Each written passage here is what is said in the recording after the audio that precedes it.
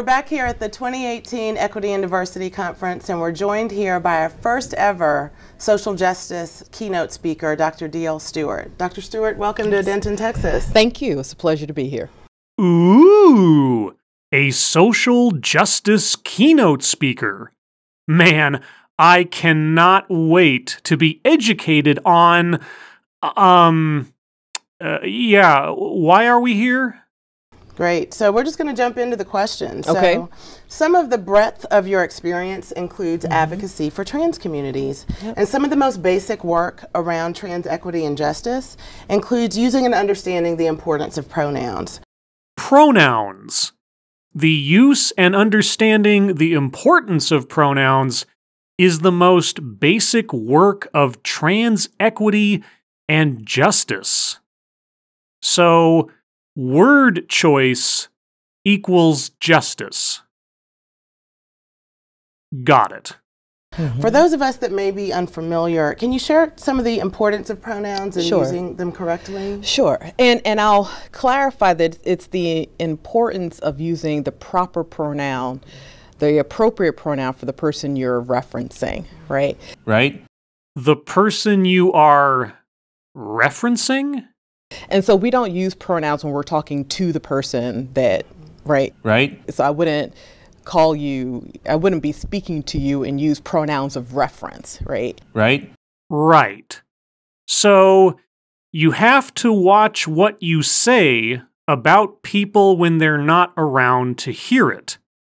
Referencing someone incorrectly in their absence is an injustice. Got it. One of the things that I think is part of the conversation around this issue is how little focus is put on grammar education as we go through school, right? Right. And so we forget that we've been using pronouns since we were 2, right? Right. To reference other people, to reference our parents, to reference siblings, whoever, we've been using pronouns to reference people all of our lives. We have been using pronouns to make reference to people since we were 2. We've been using them all of our lives. They are some of the most basic building blocks of language and communication. And yet, this is somehow reflective of a lack of focus on grammar education, even though we've been using them correctly long before we ever attended school. I must be missing something. The issue is that we have been taught to assume, and our pronouns are all gendered, right? Right. For the most part, unless we're talking in the plural. Right. So we've been taught that they, them, or their, so they, the subject of a sentence, them, the object of a sentence, they're the possessive in the sentence, right? Right.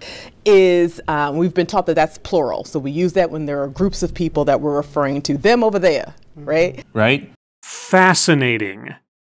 Is this the kind of focus on grammar that we are so lacking in our education? Basic English? We've been taught that he, him, his, she, her, hers, that they're gendered pronouns that are evident on the body, right? Right. That gender is apparent on the body. Well, yes. Generally speaking, gender can be discerned on sight based on the physical contrasts via sexual dimorphism. Now, a man could present themselves by all outward indicators as a woman, and vice versa. But again, generally speaking, we can all identify someone by gender on sight. As a personal example, I had to go to the eye doctor recently, and in the process they dilated my eyes. I ended up outside afterwards having to wear a pair of non-prescription sunglasses to save myself from being overwhelmed by the light. So, to me, the world was one big, slightly painful blur. Even so, I could discern a man from a woman based wholly on body shape, their walking gait, and other factors of hair and clothing. Even when I was unable to perceive finer details, the bodily sexes of the people around me were still discernible. Long story short, yes, we can generally distinguish one gender from another on sight. And so we know whether to use she, her, hers, or he, him, his to reference someone based on what we think their gender is, based on what they look like to us, right? Right. And so when we're talking about being trans-cognizant, not just even trans-inclusive, but trans-aware, right? Right. Of the reality that there are people in the world who, one, don't identify necessarily within a strict binary of either as a man or as a woman. Sure, but their personal sense of identity does not change the visible perception of their gender by an outside party. And short of knowing someone on a personal level, it is impossible to divine what someone else feels their gender identity is as compared to their observable biological gender.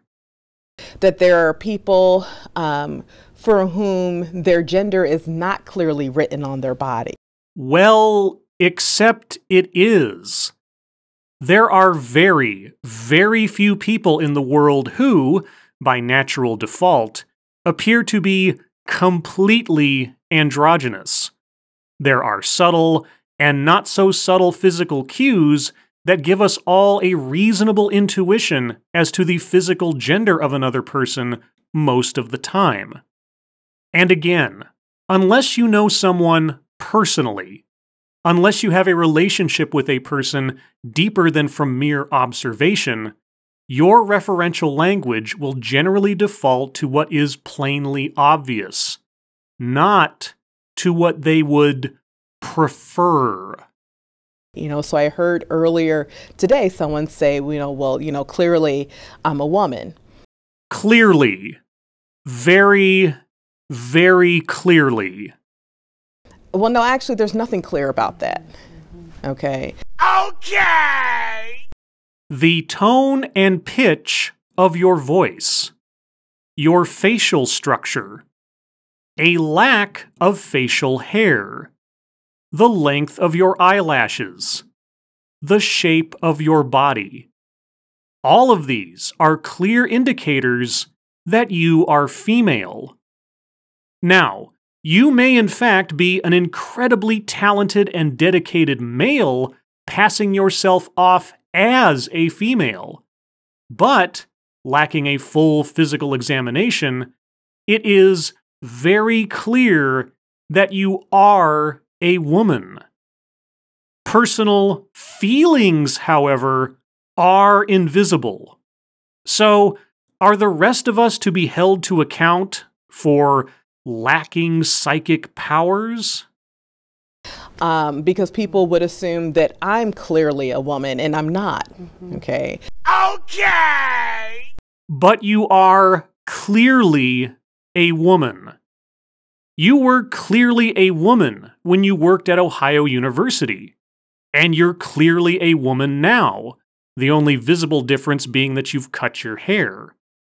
And if I didn't know you, if I were pointing you out to someone, or referring to some speech you gave, or article you wrote, or Facebook post you made, I would refer to you as a female, because you are a female. And so to disrupt the presumption that we already know someone's gender, we should ask, what is the proper gender pronoun? What are the proper gender pronouns I should use for you? Right? Right. Wrong. Or at least circumstantially wrong. I cannot and I will not have a direct interaction with every person that I ever see. I cannot and I will not end up reading every essay or every post or watching every presentation where someone goes into depth into their personal sense of gender, and likewise, the preferred and required fashion in which they wish to be spoken about. Not spoken to, mind you, spoken about. But again, if I know you personally, if I am talking about you with others who know you or know about your personal preferences, then I may in fact refer to you as you like. But if I do not know you, if I have no idea what you do or do not prefer, my saying the wrong words outside of your presence will not magically cause you any harm. As part of the introduction, we ask somebody's name. We don't presume we know someone's name, right? Right? This is true. But then a name is not a combination of sexually dimorphic physical features that we as humans instinctually discern on sight as either male or female. A name is, however, an aspect of one's identity, just as how you feel about your gender is an aspect of your identity. And just like a name, how you feel is invisible and unknowable merely by looking at you. Unless, again, we are all to be held guilty for not being able to read minds. You know, you look like Kimberly. What does that mean, right? Right? She looks like Kimberly? I had no idea her name was Kimberly. Her name is never mentioned in this video, in fact. So, is her name actually Kimberly? Or you think she looks like a Kimberly? Or was that a joke? I mean, I just want to be sure that I understand. I wouldn't want to say the incorrect words, after all. Right. Like that, but my name is Shani, right? Right? And so it's the same way with pronouns, right? Right? Your name is Shani, but your name is D.L. Stewart, or more completely, Defina Lazarus Stewart. I am really confused right now, but that aside, you say that names are the same things as pronouns? But they're not. No, they are not. Yeah, I really have no idea what's going on right now. Where we would not assume we know someone's name without asking, we should not assume we know someone's pronouns, proper pronouns, without asking. That requires a personal interaction. If you are a public figure, let's say, if your preferences are known in some fashion and someone remembers to abide by them when you're not around, well, fine. But in everyday life, regarding random people I might encounter in the world, referring to someone I don't know personally, describing someone I am observing casually, it's either going to be he or she based on what I observe of reality. Which also means we don't necessarily, should not assume that because we know someone's proper gender pronouns, that we know what their gender is either. Well, that is correct. Because no matter what your personal pronouns are, you will remain a female human being. Just because someone calls themselves a he, or a she, or a z, or a per, or a v, or a fey, does not change the fact that they are either a male or a female. Say more about that. Sure. So, might say someone, for instance, who's a trans woman. Okay, a trans woman. So a biological male who has transitioned in some fashion towards being observably a woman. Got it. Uses she, her pronouns. Okay. A biological male who transitioned towards being observably a woman is then wanting to be referred to as a female. Got it. The fact that you know that she uses she, her pronouns does not tell you that she's a cis woman or a trans woman. You don't know that. Well, that all depends on how successfully they are passing off as a female, doesn't it? If she has a square jaw and a pronounced Adam's apple, I might have more than a reasonable suspicion that they are biologically male.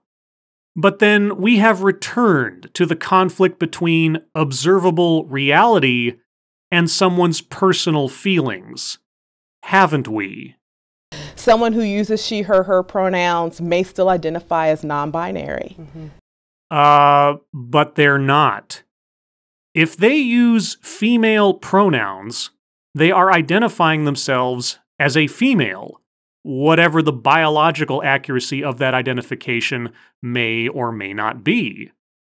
You can't reasonably be thought of as non-binary if you are actively choosing a side.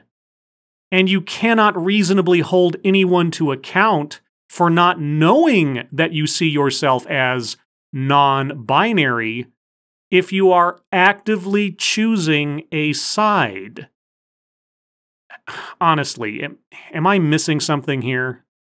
Okay. Okay! A non-binary or genderqueer trans person, but they use quote-unquote normative pronouns, right? Right. So we don't know, right? Right. Knowing the pronouns just means that you are able to properly reference the person you're talking to, right? Right. Instead of making assumptions about that and ending up dishonoring and really dehumanizing someone. Whoa.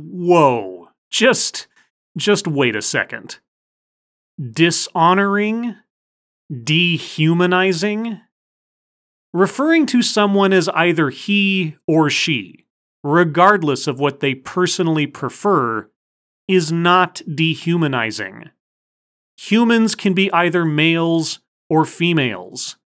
Using gendered pronouns is an acknowledgement of their humanity. Now, if I were to call someone an it, or that thing over there, then that would be actively disregarding their humanity. As for dishonoring them, well, you would have to know the intention of the person speaking. If they know what the other person prefers, and are intentionally ignoring that preference in defiance of their wishes, then you could make the argument that they are dishonoring that person.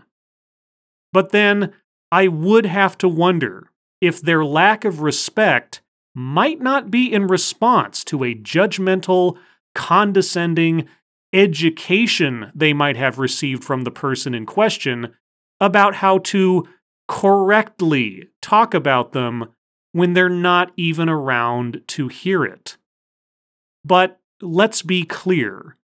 This has less to do with someone dehumanizing or dishonoring a person and has more to do with that person's delicate feelings that, for some reason, the rest of the world needs to revolve around. You know, so it's really affirming their personhood is what you're saying. Exactly. You know, and so when people refuse to use someone's proper gender pronouns, even after they've been told, it's a sign that you claim that you know more about that person than they do about themselves. Or it's an honest mistake. Or it's because the person doesn't care about your feelings. And whether you like it or not, no one in the world is required to care about anyone else's feelings, regardless of their gender identity.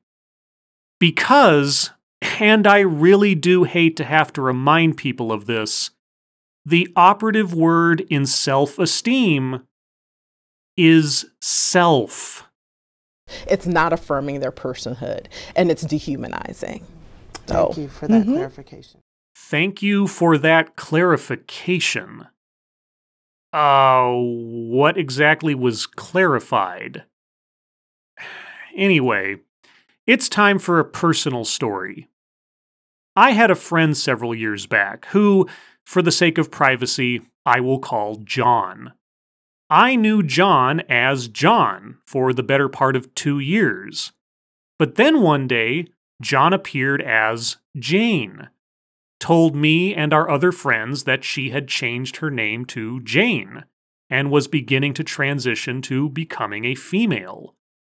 When referring to John in the subsequent weeks, both I and my friends ended up correcting ourselves and each other. Not in a mean way, because it was an understandable adjustment. And Jane was also understanding.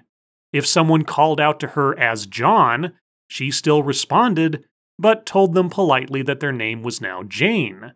And thus, in relatively short order, Jane was just Jane. And Jane was a she. And we got on with our lives. And if someone made a mistake, knowingly or otherwise, we didn't dwell on it. And eventually, it became a mental effort to remember Jane as ever having been John. But then, Jane is my friend. I care about Jane's feelings. I had a personal relationship and regular interactions with Jane. And that's really the difference here.